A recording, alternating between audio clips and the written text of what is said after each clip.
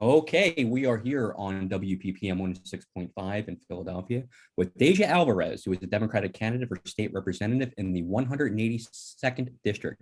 Thank you so much for being with us. Absolutely. Thank you for having me. So tell us about the 182nd District.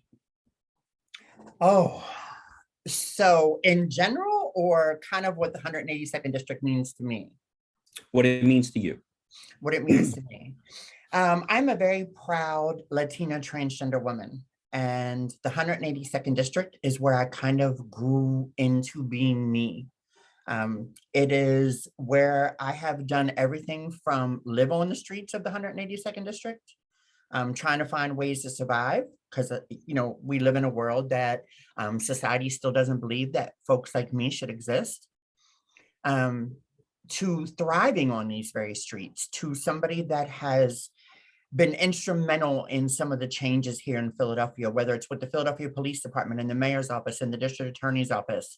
Um, uh, so for me, the 182nd district is home.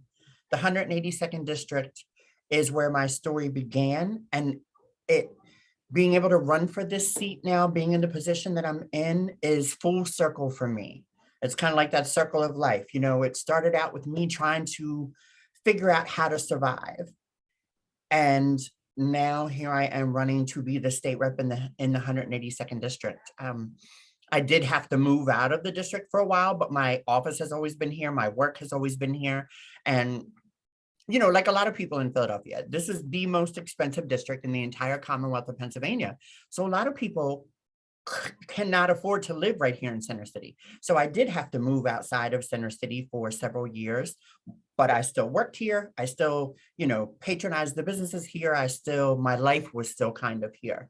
And so when I got the opportunity almost 2 years ago to move back into the district and, essentially come home, I was very excited. So the 182nd district represents just who I am as a person, where I've come from, and how far I've gone. Okay. Now, if elected, what will your primary focuses be in Harrisburg? So, in light of the pandemic, obviously, we have to focus on economic resurgence, both for families and for small businesses in Center City. Small businesses in Center City, Philadelphia, are the financial backbone of the entire Commonwealth of Pennsylvania. And what I've learned from not just the businesses that I frequent, but also the people that I've been, kind of going door to door and talking with some of the small business owners to find out what their concerns are. A lot of them have been hit with a large tax bill on the back of 2 years of not being able to do business the way that they're used to. So they're really struggling. And so for me, I want to go into Harrisburg and I want to help some of these small businesses, whether it's offering them tax incentives or figuring out some other ways that we can help strengthen their resolve as we're coming out of this pandemic. But I think that we also have to talk about quality of life issues. We have to talk about safety. We have to talk about people being comfortable in their homes here in this district.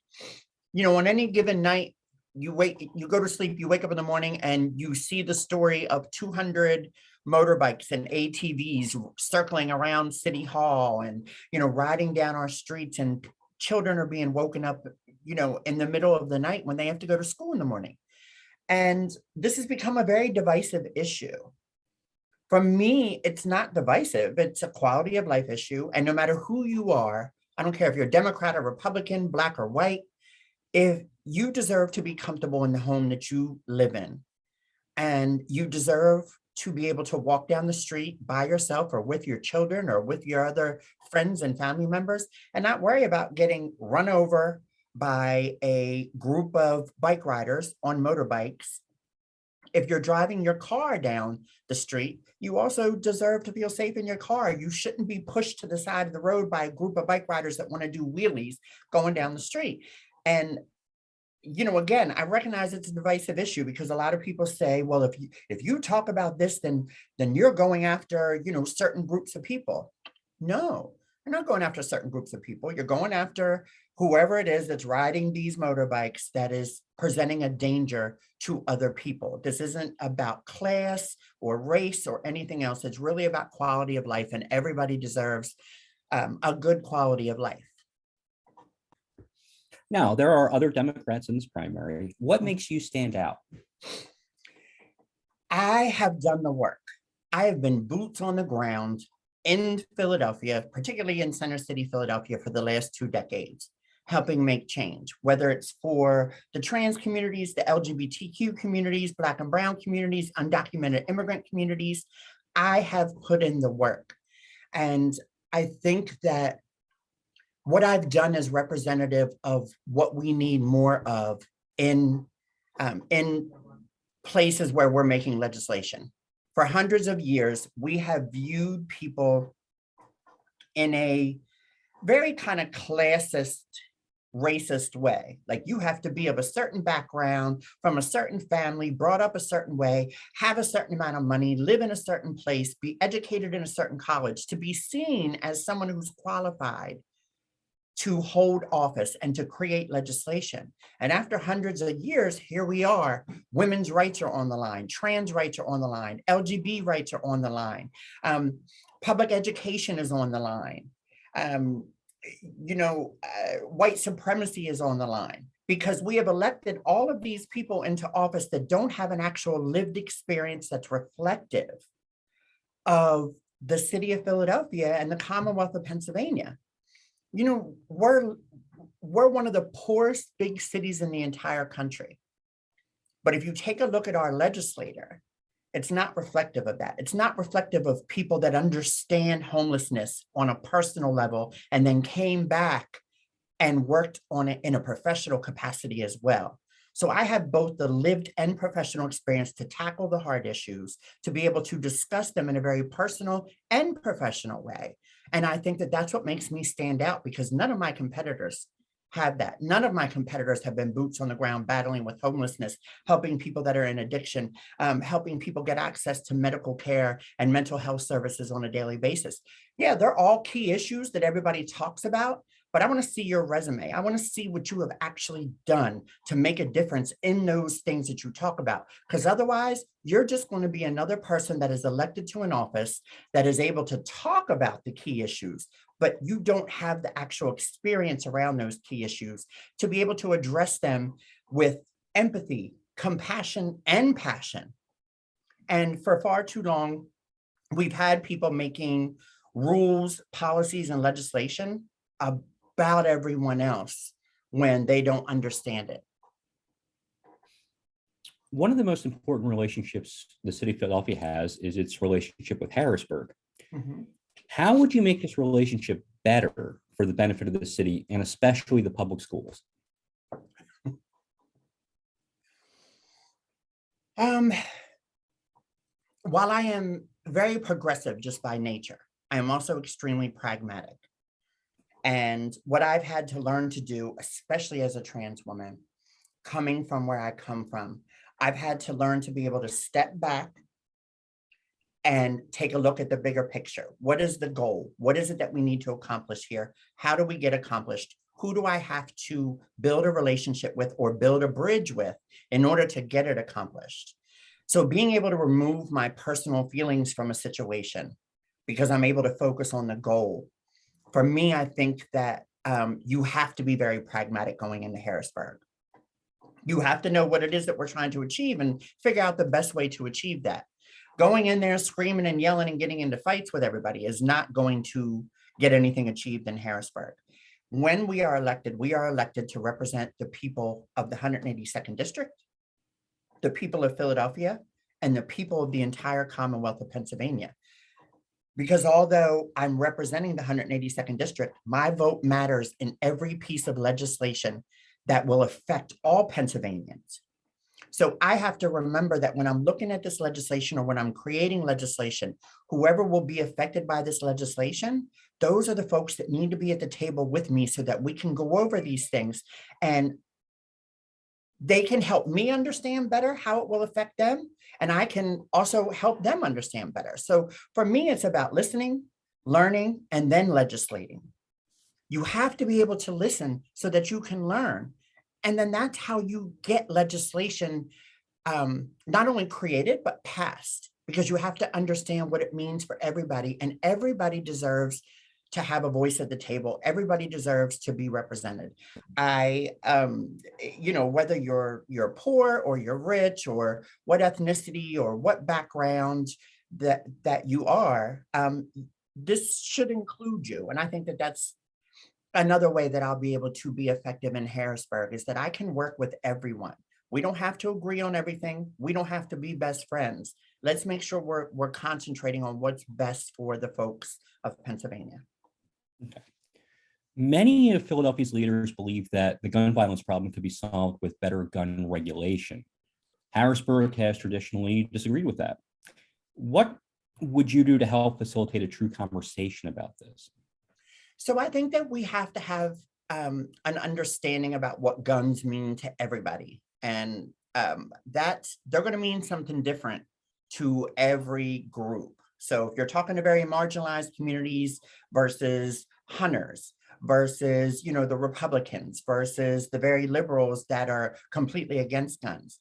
Let's also be clear, the gun violence is being committed. They're not using legal registered weapons, in these instances. So I absolutely feel as though we do need better gun regulation. I do not, for the life of me, understand why anybody needs a submachine gun. And I don't think anybody should have one. But I think we also have to, if we get a better understanding of where, let's say the right, the Republicans, and why they're so, no, you can't take my guns. And I think part of that is a lack of marketing. We are not communicating effectively that this isn't about taking all your guns away from you. This is about making it safer for everyone, for those that have access to guns, making it more difficult for those that do want to do harm with guns to get access to those guns. We're not trying to take everyone's guns away. We're not trying to just say, nope, you can't, you're not allowed to go hunting during the hunting season, or you're not allowed to protect your family. And I think that's where, everybody's butting heads, because this group thinks, oh, they're trying to take away all of our guns. And this group is saying, no, we really want common sense gun control. And then in the middle, everybody's also talking about the gun violence. And again, I stress the gun violence we're seeing is not due to licensed firearms. It's due to poverty. It's due, to what people are experiencing growing up, that they're not getting access to good education. They're not seeing hope in their communities. They're not seeing representation of themselves in the positions, in these seats where people are creating legislation around them. So I think we need to communicate more effectively with both sides, so that this side understands, nope, we're not trying to take away all your guns. We're just trying to make it a little bit safer. And I think that that's going to start with getting a few people from each group to sit down at a table, have a conversation. And honestly, part of politics is marketing. As funny as that sounds, it really is. And a lot of people don't understand that we have to be able to market things to everybody clearly in a way that they understand it, so that it's not in such a polarizing way. Right now, we have news on the right, news on the left. Everybody is marketing things, and it's very polarized. So I think we need to remove some of that and market it in a way that everybody can understand what's going on. What will you be able to do in Harrisburg to impact Philadelphia's poverty epidemic? What will I be able to do in Harrisburg? I myself will be able to do nothing. The truth is, none of us can do anything by ourselves. What I can do is take my lived experience as somebody that has experienced severe poverty, and someone that I work 3 jobs while I'm campaigning in order to pay my bills. So I understand what it's like. I've also been homeless. I know what poverty feels like. So I take that empathy and compassion and that lived experience.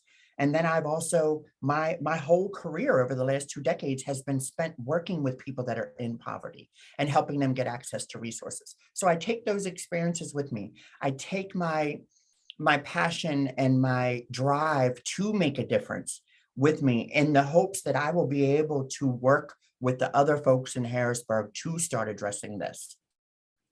And many times in politics, people want to hear what I call the fairy tale answers. They want to hear you make a bunch of promises that this is what I'm going to do when I get in Harrisburg. And for me, I find that I'm very authentic and I'm very honest about who I am, what I can and can't do, what I do know, what I don't know. And I think that we have to change the way that people view politics and politicians. We want that person that knows how to talk about the issue, but really hasn't ever worked on the issue. We don't want that person that is authentic and honest, because then we talk about, oh, they don't have the temperament to do this, or their demeanor is a little off, or, because they spoke so honestly. We're still in a place in society where people want politicians that sell them a dream. I don't want somebody to sell me a dream. I want somebody to be honest and authentic with me so that we can figure out how to really get the work done. And so, for me, I just bring all of myself. I bring all of my lived experience, all of my professional experience into Harrisburg, and I will absolutely work on the key issues because I've experienced those. But I'm not going to make anybody a promise, and I'm sure not going to tell anybody that I'm going to be the one person that is able to go into Harrisburg after thousands of others have been there and be able to get that one thing passed. Even right now, we're seeing a conversation about the equality bill for LGBTQ people here in Pennsylvania. And they're saying it still hasn't been passed. And they're blaming it on the first openly gay legislator that went into Harrisburg, Brian Sims. They're saying he was never able to get it passed. And so then there's somebody else running who's like, I'm going to get in there and get that passed. That is complete and utter bull. And forgive me for saying it so bluntly, but this is who I am as a person. You will always get an honest answer from me. I am just me. I don't know how to be anybody else. And that's just not the way that it works. But because that one person wasn't able to get that piece of legislation passed does not mean they haven't been working on it. They've been laying some of the groundwork. So hopefully the next one going into this seat will be able to continue with that groundwork and get it passed. But you're not going to be able to go in there and do it by yourself, nor should we be believing anybody that says, I can get this done. I just don't think it's realistic. Okay. And last question, what else should people know about you or your campaign? A lot of people talk about the working class. A lot of people talk about grassroots. I am the very definition of working class and grassroots. I'm not a political insider, although I have worked very hard to build political relationships, because I learned very early on that helps to get things achieved for communities that need it the most. That doesn't make me a political insider. That makes me somebody that is able to take a look at a situation and say, okay, how best do we address this? Am I going to be the person standing on the outside with the bullhorn screaming at everybody? Or am I going to be the person that is willing to put myself on the line, build these relationships, and work with some people that I may not necessarily like, because the outcome could benefit other folks? And so I am very grassroots. Again, I'm working 3 jobs while I'm campaigning. So you want to talk about working class? I am the working class. And I think that, again, this is what we're missing in Harrisburg. We're missing real lived experience, people that have experienced the worst and come out the other end and been able to turn all of that trauma and pain into doing the actual work and really making change. All right, Deja Alvarez, thank you so much for being with us. Thank you for having me. I really appreciate it.